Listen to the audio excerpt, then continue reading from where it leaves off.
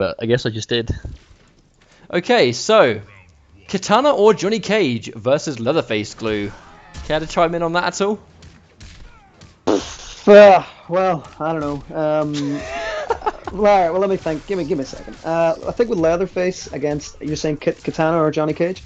I think with Katana, I think he's going to have a horrible time. Right? I think it's going to be a long day. I think against Johnny Cage, I think he's going to do all right against Johnny Cage. Even though Cage has a good down four to low profile him, I think Leatherface can abuse the neutral with constant stance ones. You know what I mean? So it's gonna be interesting. But here's the thing. I think Killer Leatherface for wow, that is hard to say. I know, man. I think whenever Killer hits you once, he can actually kill you. I mean, one combo is essentially half your life. You know what I mean? Especially when when you take into account the options after the reset as well. Like I remember when Killer first came out, and it was a straight up 50-50 of like backdash or what was it? Like it was backdash only or X-ray, something with invincibility to get out of like. It was one of the Berserker stances into the unblockable. It was practically a guaranteed 12% aside from backdashing, which could be full combo punished. And that was crazy, but a lot of that still applies because the unblockable still does a lot of damage, can be meter burned on reaction to do over 20. So I'm definitely with you there. Question is he going to get close enough to do it, depending on who Kyznecov plays? Because if he goes, he looks like he's going to start on Katana. I'm not sure. Now, here we go. Here's the interesting thing. We do know that H-Dope still plays Lao. He's played Lao for a long time. And I think this is exactly why he plays Lao and Leatherface together. For Lao and Leatherface. That's just another one, isn't it? I find this confusing because historically Katana has been considered a good counter to Kung Lao through most of the game's life. But is she a better counter to Leatherface? That's the question. True. So let's say for argument purposes she beats them both. He just doesn't get beaten as bad, perhaps. So, almost an immediate trade right there. Oh, tagged by the low. Immediately, not even going into the meter burn fan, committing to the unsafe lift, and a very crucial combo drop. That would have been some nice positioning, spending 2 bars. But with Kyznecov in the corner, that's not where you want to be. And here we go. Here comes the grabs, and this is going to be the Lao that we all know. Into that grab pressure. Oh, we can see some staggers immediately in there. Catches the anti-cross up, dropping the combo, though. That could have been an amazing situation. But catching the orbital hat right there. That was a nice hit confirm on the forward 2 as well from H-Dope, just to get straight up meterless spin off that. Nice stuff. But the corner pressure now belongs to Kyznecov, but another drop. That is disastrous, but a nice throw tech. Actually, he takes more grabs in this set than the entire one combined. I think that jump back fan was really smart. Another drop. Kung Lao players always want to jump into, especially in that situation. The jump back fan just being a nice answer to the air mobility in general. And, oh, wow, nice punish. Good awareness. Could have potentially been a regular punish as is, but I just don't think H-Dope wanted to give him even a remote chance to come back. But we did see a combo drop there, and that has allowed Kyznecov to escape the corner. Very crucial. Oh, catches the overhead. Drops the combo, though. Too many drops in this set so far. It's not a good showing. And there's the spin. Oh, nice. Good answer for that float right there. I like that. That's good matchup awareness. Normally, I think standing 1 would really be the go-to anti-air answer, but in this instance, spin, just with the active frames of spin, will check that really nicely. The spin's a weird one, because like if you're jumping at it from like the front, then it's pretty good, but it's when you come at it from like above, like a top angle, it really seems to lose out to a lot. But against Katana, I guess the spin is going to catch most of her stuff in theory. Another drop. I was just about to say doesn't drop it this time, but completely drops it. I think dropping it with the buff active is quite costly as well. And the buff ran out right as he went in for the charge, so he's not going to get max damage. And again, you know what? Right, I'm pretty sure Kyznecov right there wanted to go for corner repositioning and changed his mind at the last minute. And unfortunately, just completely dropped it. But it has given him no punish on that either. Here we go. He is going to get the 2 frame right there on the 4-4. So here we go. This is absolutely the opening that H-Dope needed. And it's come off a dropped combo. This comeback shouldn't be happening, but because of a combo drop, it is big damage in the corner. Is he going to kill on this? He's going to go for the meaty frames, the meter burn hat. He goes in, big leg, and Kyznecov just getting chipped to death. First game is going to go to H-Dope. I kind of feel like Kyznecov is playing super nervous. Like, this is not the clean, patient Kyznecov we saw in the second semi-final. He is flustered right now. I think it could be a frustration thing. Maybe dropping these combos is what's I don't want to say putting him on tilt because that indicates that he's getting angry about it. But maybe these combo drops are kind of flustering him a little bit. Because well, if you look at how much damage, look at how much health H-Dope had left.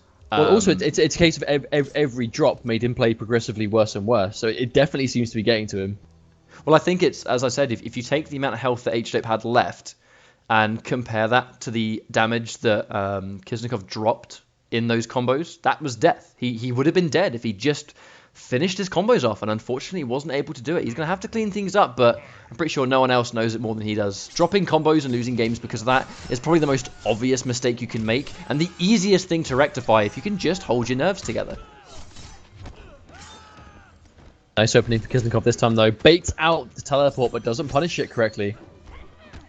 Good patience there. H-Dope not even going to try and challenge it, but Kyznecov answering back with another one of those charges, that assassin-specific charge. Really nice answer, especially when the Sharpen's active. That's like, what, 23% for one reversal? Really good damage. Another drop, though, from H-Dope. Oh, nice reaction dive kick. Spending the bar on it, he's going to get the grab. Securing it with that meter burn orbiting hat. Really smart. That was nice. Again, just showing that even though the spin lost the armor, it still has the hitbox, it still has the startup. Good stuff. Well, I think, and like right there, it's the speed, and it's the hitbox, and it's the active frame. Spin is still a really good anti-air, and the speed of it does give it reliable punishes. Let's not forget the reversal system in the game, where if you're doing your reversal, the game will give it to you on the fastest possible frame. So spin, just as a punisher, is a fantastic option, because Kyznecov catching him in the low. If he can just keep him in this corner, it's going to be much easier for him. But the question is, how slippery is H-Dope going to be? Gets a sharpen, though. This is one combo death territory.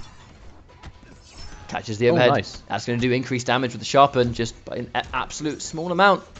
Can't get opened up. The grab towards the corner, very smart. Oh, active frames! My days! Active frames on the parry. He clearly scouted it out as well. Now, are we going to see another comeback? Or drop the combo? This could be the start of an opposite to what he needs right now.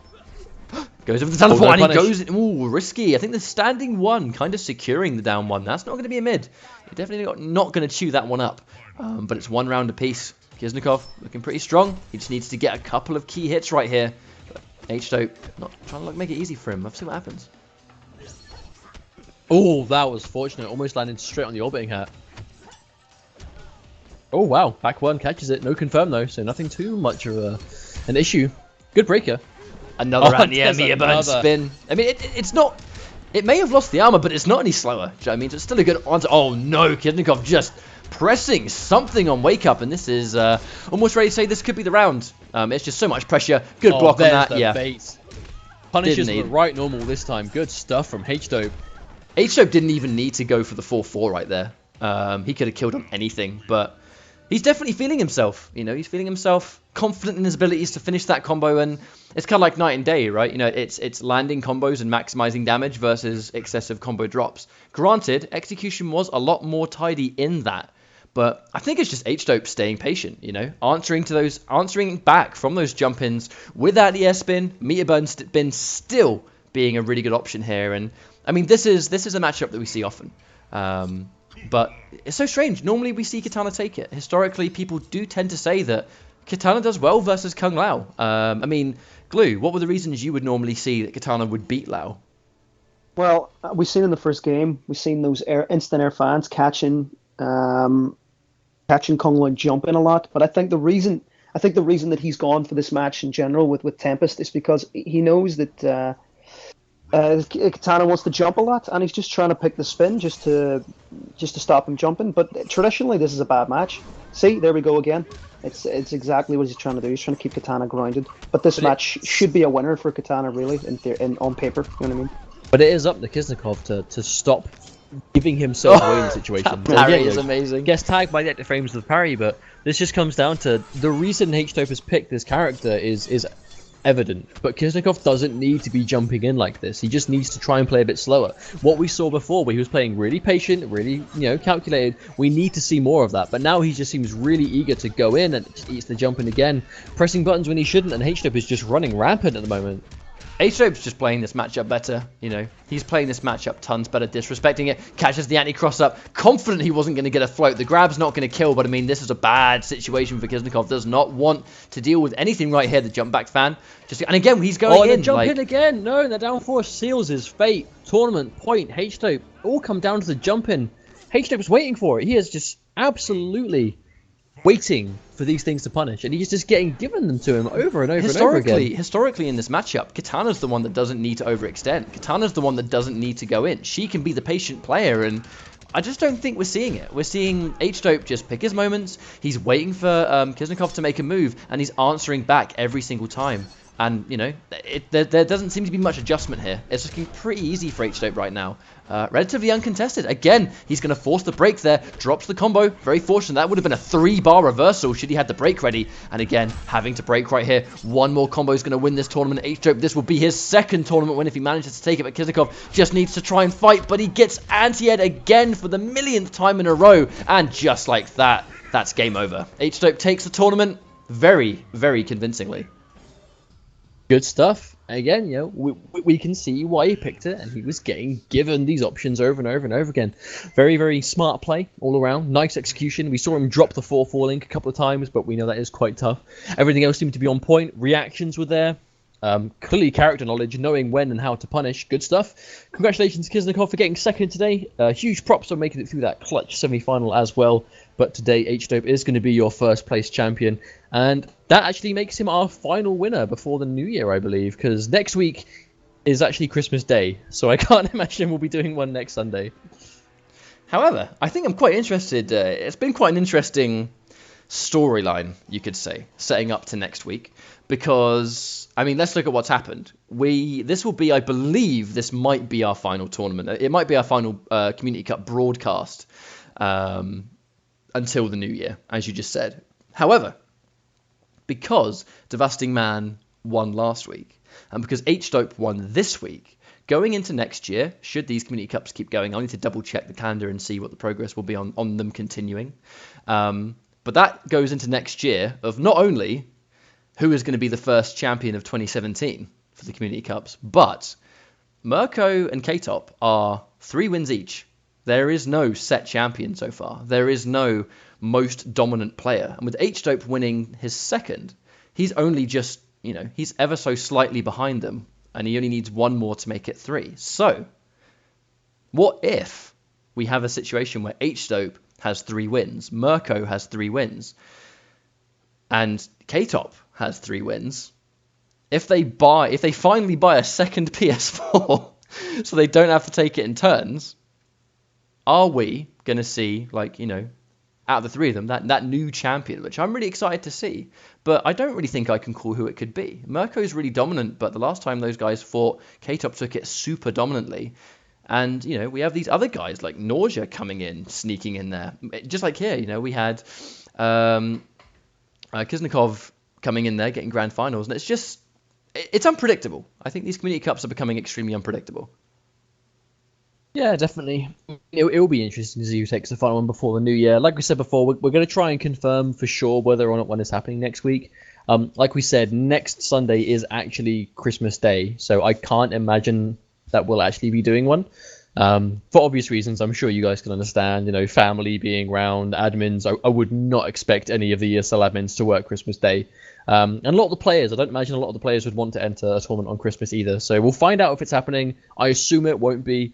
But in case it is, we'll let you know. But the Sunday after is actually New Year's Day, like it's the 1st of 2017. So we'll have to wait and see whether we're actually doing it there either. But I'd like to think so, because that'd be a nice way to usher in the new year. Who will be the first tournament winner of 2017 for EU? It'd be quite interesting. Right. So across the level of competition today, Glue, what do you reckon? What was your sort of favourite? What was your favourite match we saw today? What was the favourite character we saw in action? I really liked the Walnut Junior. I thought his Kung Jin was super solid. I thought it was interesting. It was clean. He had great blocks. I really enjoyed watching him. I thought the weirdest thing of the night was the swap to Katana for some reason in that match. And yeah, it was a thoroughly interesting week. It wasn't actually filled. It was actually pretty clean fights for the most part. So Yeah, it was actually a really, really interesting night. There wasn't too much to break down, but it was just a really good. It was a really good one to watch this week. I think the big one was the grand finals, right, where it was a matchup that we historically see Lao lose.